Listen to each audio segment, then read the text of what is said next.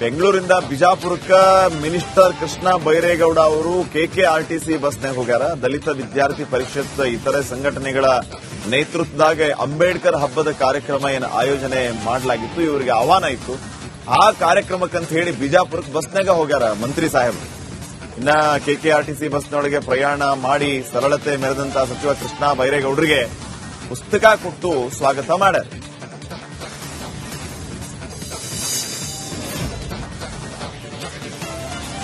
ರಾಮ ಜನ್ಮಭೂಮಿ ಒಳಗೆ ನಿರ್ಮಾಣವಾಗ್ತಾ ಇರುವಂತಹ ರಾಮ ಮಂದಿರ ಕಟ್ಟಡದ ಉಸ್ತುವಾರಿ ಹೊತ್ತಿರುವುದು ವಿಶ್ವ ಹಿಂದೂ ಪರಿಷತ್ ಕೇಂದ್ರೀಯ ಸಂಯುಕ್ತ ಮಹಾಮಂತ್ರಿ ಗೋಪಾಲ್ ಜಿ ರಿಪಬ್ಲಿಕ್ ಕನ್ನಡ ಜೊತೆಗೆ ಎಕ್ಸ್ಕ್ಲೂಸಿವ್ ಆಗಿ ಮಾತಾಡ್ಯಾರ.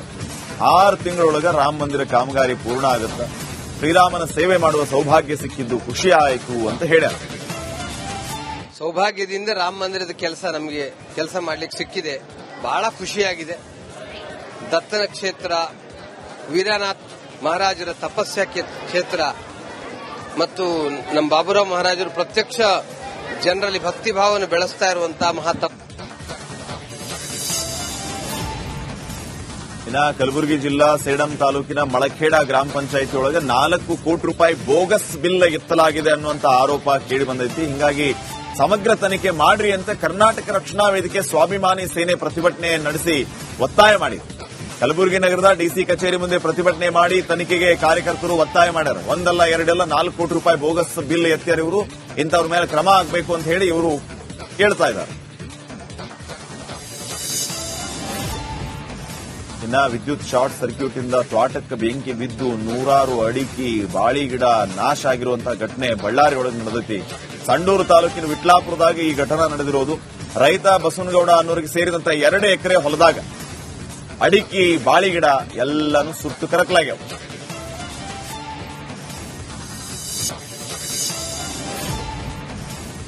ಇನ್ನ ಬೆಳಗಾವಿ ಜಿಲ್ಲಾ ಖಾನಾಪುರ ಪಟ್ಟಣದ ಹೊರವಲಯದಲ್ಲಿ ಮಲಪ್ರಭಾ ನದಿಗೆ ತ್ಯಾಜ್ಯ ಚರಂಡಿ ನೀರು ಸೇರ್ತಾ ಇರೋದು.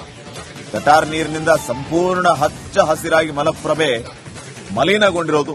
ಉತ್ತರ ಕರ್ನಾಟಕದ 4 ಜಿಲ್ಲೆಗಳ ಜೀವನಾಡಿಯಾಗಿರುವಂತಹ ಮಲಪ್ರಭೆ ಸಂಪೂರ್ಣ ಕಲುಷಿತ ಆಗಿರೋದು ಜನರ ಆಕ್ರೋಶಕ್ಕೆ ಕಾರಣ ಆಗೈತಿ. ತ್ಯಾಜ್ಯ ತಂದು ಸುರಿಬೇಡ್ರಿ, ಗಟರ್ ನೀರು ಬಿಡಬೇಡ್ರಿ, ಸಂಬಂಧಪಟ್ಟವ್ರು ನೋಡ್ರಿಪ್ಪ ಅಂತ ಹೇಳಿ ಜನ ಆಗ್ರಹ ಮಾಡಾಕತ್ತಾರೆ.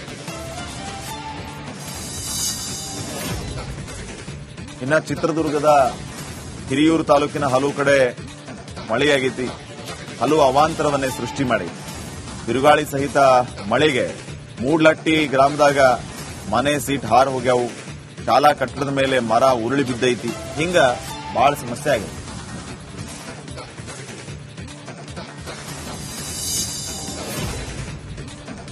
ಇನ್ನ ಯಾದಗಿರಿ ಒಳಗೆ ಅಲ್ಲೂ ಮಳೆಯಾಗಿ ಭಾರಿ ತೊಂದರೆ ಆಗೈತಿ. ನಿನ್ನೆ ಸಂಜೆ ಆದಂತಹ ಮಳೆಗೆ ಭತ್ತ ಕಟಾವಿಗೆ ಬಂದಿತ್ತು, ನೆಲ ಕಚ್ಚಿ. ಸುರ್ಪುರ್ ತಾಲೂಕಿನ ಮುದನೂರು ಗ್ರಾಮದಾಗ ಮಳೆರಾಯ ಈ ರೀತಿ ಅವಾಂತರಕ್ಕೆ ಕಾರಣ ಆಗ್ಯಾನ. 100 ಎಕರೆ ಭತ್ತದ ಬೆಳೆ ಸಂಪೂರ್ಣ ನೆಲಸಮಾಗಿ ರೈತರು ಕಣ್ಣೀರು ಹಾಕುವಂತ ಪರಿಸ್ಥಿತಿ ಬಂದೈತಿ.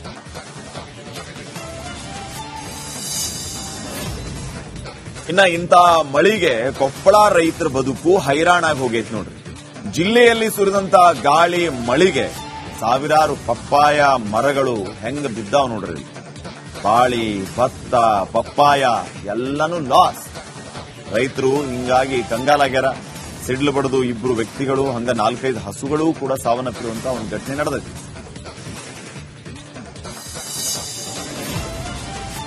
ಇನ್ನ ಮೈಕ್ರೋ ಫೈನಾನ್ಸ್ ಕಿರುಕುಳಕ್ಕೆ ವ್ಯಕ್ತಿ ಆತ್ಮಹತ್ಯೆ ಮಾಡಿಕೊಂಡ ವಿಚಾರಕ್ಕೆ ಸಂಬಂಧಪಟ್ಟಂಗ ಮೈಕ್ರೋ ಫೈನಾನ್ಸ್ನ 2 ಸಿಬ್ಬಂದಿಯನ್ನ ಅರೆಸ್ಟ್ ಮಾಡ್ಯಾರ.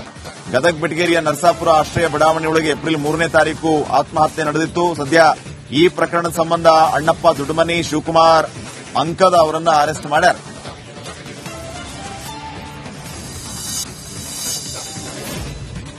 ಧಾರವಾಡಕ್ಕ ಶಿಲ್ಪ ಕಲಾವಿದ ಅರುಣ್ ಯೋಗಿರಾಜ್ ಅವರು ಭೇಟಿ ಕೊಟ್ಟಾರ. ಹನುಮ ಜಯಂತಿಯಂದೇ ರಾಮನ ಮೂರ್ತಿಯ ಕರ್ತೃ ಧಾರವಾಡಕ್ಕೆ ಭೇಟಿ ಕೊಟ್ಟಿರೋದು. ಪ್ರವಾಸದ ಮಧ್ಯೆ ಧಾರವಾಡದ ಬಿಜೆಪಿ ಮುಖಂಡರಾಗಿರುವಂತಹ ಸವಿತಾ ಅಮರ್ ಶೆಟ್ಟಿ ಅವರ ಮನೆಗೆ ಯೋಗಿರಾಜ್ ಭೇಟಿ ಕೊಟ್ಟರು. ಈ ಸಂದರ್ಭದಾಗ ವಿವಿಧ ಸಂಘಟನೆಗಳಿಂದ ಅರುಣ್ ಯೋಗಿರಾಜ್ ಅವರಿಗೆ ಸನ್ಮಾನ ಮಾಡಿದರು. ಯೋಗಿರಾಜ್ ಭೇಟಿಗೆ ಜನ ಮುಗಿಬಿದ್ರು.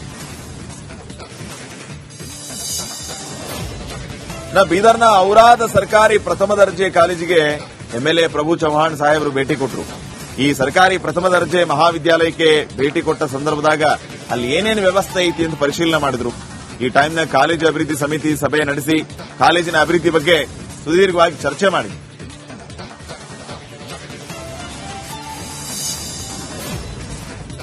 ಇವತ್ತ ಹನುಮ ಜಯಂತಿ, ಹಿಂಗಾಗಿ ಅಂಜನಾದ್ರಿಗೆ ಜನಸಾಗರವೇ ಬರ್ತಾ ಇರೋದು. ಕೊಪ್ಪಳ ಜಿಲ್ಲಾ ಗಂಗಾವತಿ ತಾಲೂಕಿನ ಹನುಮನ ಹಳ್ಳಿಯಲ್ಲಿರೋ ಅಂಜನಾದ್ರಿ ಬೆಟ್ಟಕ್ಕೆ ಸಾವಿರಾರು ಹನುಮ ಭಕ್ತರು ಹನುಮ ಮಾಲೆಯನ್ನ ಧರಿಸಿ ಬರ್ತಾ ಇದ್ದಾರೆ. ಬೆಳಗ್ಗೆಯಿಂದನೇ ಭಕ್ತರು ಆಗಮಿಸಿ ಸರತಿ ಸಾಲಲ್ಲಿ ಆಂಜನೇಯನ ದರ್ಶನವನ್ನ ಪಡ್ಕೊಳ್ತಾ ಇದ್ದಾರೆ.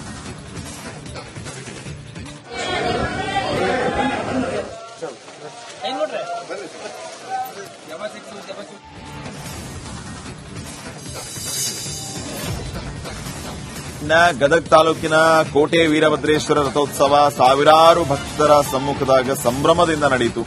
ರಥೋತ್ಸವಕ್ಕ ಡೋಣಿಯ ನಂದಿವೇರಿ ಮಠ ಶಿವಕುಮಾರ ಸ್ವಾಮೀಜಿ ಧಾರ್ಮಿಕ ವಿಧಿವಿಧಾನಗಳೊಂದಿಗೆ ಪೂಜೆ ಸಲ್ಲಿಸಿ ಚಾಲನೆ ಕೊಟ್ಟರು. ಗುಡಿಯಿಂದ ದಾನ ಚಿಂತಾಮಣಿ ಅತ್ತಿಮಬ್ಬೆ ಮಹಾದ್ವಾರದವರೆಗೆ ರಥ ಸಾಕ್ತು. ಮಳಿ ಬರ್ತಾ ಇತ್ತು. ಮಳಿ ಬಂದರೂ ಕೂಡ ಅದರ ಮಧ್ಯೆ ಯುವಕರು ಅತ್ಯಂತ ಉತ್ಸಾಹದಿಂದ ಭಕ್ತಿ ಭಾವದಿಂದ ರಥ ಎಳೆದ್ರು. ನಂದಿಕೋಲ್ ಮೇಳದವರು ಮನದುಂಬಿ ಕುಣಿದ್ರು. ರಥ ಎಳೆಯುವಾಗ ಮಳಿ ಬಂದ್ರೆ ಇದು ಶುಭ ಸೂಚನಾ ಅಂತ ಹೇಳಿ ಜನರು ಈ ರೀತಿ ಸಂಭ್ರಮಿಸಿದರು. ಇನ್ನ ಉತ್ತರ ಕರ್ನಾಟಕದ ಶಕ್ತಿದೇವಿ ಶ್ರೀ ರೇಣುಕಾ ಯಲ್ಲಮ್ಮ ದೇವಿಗೆ ಚಿನ್ನ ಲೇಪಿತ ಸೀರೆ ಅರ್ಪಣೆ ಮಾಡಿದ್ದಾರೆ. ಬೆಳಗಾವಿ ಜಿಲ್ಲೆ ಸವದತ್ತಿ ತಾಲೂಕಿನ ಶ್ರೀ ರೇಣುಕಾ ಯಲ್ಲಮ್ಮ ದೇವಸ್ಥಾನದೊಳಗೆ 4.5 ಲಕ್ಷ ರೂಪಾಯಿ ವೆಚ್ಚದಲ್ಲಿ ಸಿದ್ಧಪಡಿಸಿರುವಂತಹ ಬಂಗಾರದ ಸೀರೆ, ಈ ಬಂಗಾರದ ಸೀರೆಯನ್ನ ಯಲ್ಲಮ್ಮ ತಾಯಿಗೆ ಅರ್ಪಣೆ ಮಾಡ್ಯಾರ. ದೇವದುರ್ಗದ ವೀರಗೊಟ್ಟದ ಅಡವಿಲಿಂಗ ಮಹಾರಾಜರಿಂದ ಶ್ರೀ ರೇಣುಕಾ ಯಲ್ಲಮ್ಮ ದೇವಿಗೆ ಸೀರೆ ಅರ್ಪಣೆ ಮಾಡಲಾಗಿದೆ. ಬೆಂಗಳೂರಿಂದ ಬಿಜಾಪುರಕ್ಕೆ ಮಿನಿಸ್ಟರ್ ಕೃಷ್ಣ ಬೈರೇಗೌಡ ಅವರು ಕೆಕೆಆರ್ಟಿಸಿ ಬಸ್ನಾಗ ಹೋಗ್ಯಾರ. ದಲಿತ ವಿದ್ಯಾರ್ಥಿ ಪರಿಷತ್ ಇತರೆ ಸಂಘಟನೆಗಳ ನೇತೃತ್ವದಾಗ ಅಂಬೇಡ್ಕರ್ ಹಬ್ಬದ ಕಾರ್ಯಕ್ರಮ ಏನು ಆಯೋಜನೆ ಮಾಡಲಾಗಿತ್ತು, ಇವರಿಗೆ ಆಹ್ವಾನ ಇತ್ತು. ಆ ಕಾರ್ಯಕ್ರಮಕ್ಕಂತ ಹೇಳಿ ಬಿಜಾಪುರಕ್ಕೆ ಬಸ್ನಾಗ ಹೋಗ್ಯಾರ ಮಂತ್ರಿ ಸಾಹೇಬರು. ಇನ್ನ ಕೆಕೆಆರ್ಟಿಸಿ ಬಸ್ನೊಳಗೆ ಪ್ರಯಾಣ ಮಾಡಿ ಸರಳತೆ ಮೆರೆದಂತ ಸಚಿವ ಕೃಷ್ಣ ಬೈರೇಗೌಡರಿಗೆ ಪುಸ್ತಕ ಕೊಟ್ಟು ಸ್ವಾಗತ ಮಾಡ್ಯಾರ.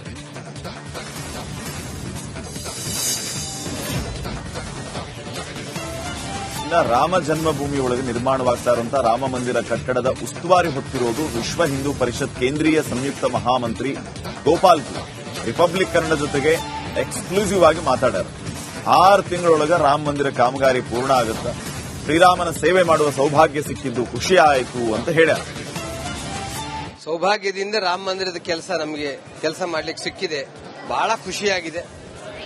ದತ್ತನ ಕ್ಷೇತ್ರ, ವೀರನಾಥ್ ಮಹಾರಾಜರ ತಪಸ್ಯ ಕ್ಷೇತ್ರ ಮತ್ತು ನಮ್ಮ ಬಾಬುರಾವ್ ಮಹಾರಾಜರು ಪ್ರತ್ಯಕ್ಷ ಜನರಲ್ಲಿ ಭಕ್ತಿ ಭಾವನೆ ಬೆಳೆಸ್ತಾ ಇರುವಂತಹ ಮಹಾತಪ.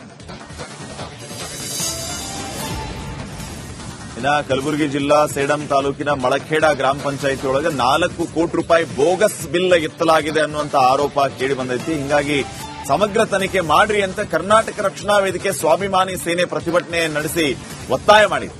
ಕಲಬುರಗಿ ನಗರದ ಡಿಸಿ ಕಚೇರಿ ಮುಂದೆ ಪ್ರತಿಭಟನೆ ಮಾಡಿ ತನಿಖೆಗೆ ಕಾರ್ಯಕರ್ತರು ಒತ್ತಾಯ ಮಾಡ್ಯಾರ. 1 ಅಲ್ಲ 2 ಅಲ್ಲ 4 ಕೋಟಿ ರೂಪಾಯಿ ಬೋಗಸ್ ಬಿಲ್ ಎತ್ತಾರ. ಇವರು ಇಂಥವ್ರ ಮೇಲೆ ಕ್ರಮ ಆಗಬೇಕು ಅಂತ ಹೇಳಿ ಇವರು ಕೇಳ್ತಾ ಇದ್ದಾರೆ.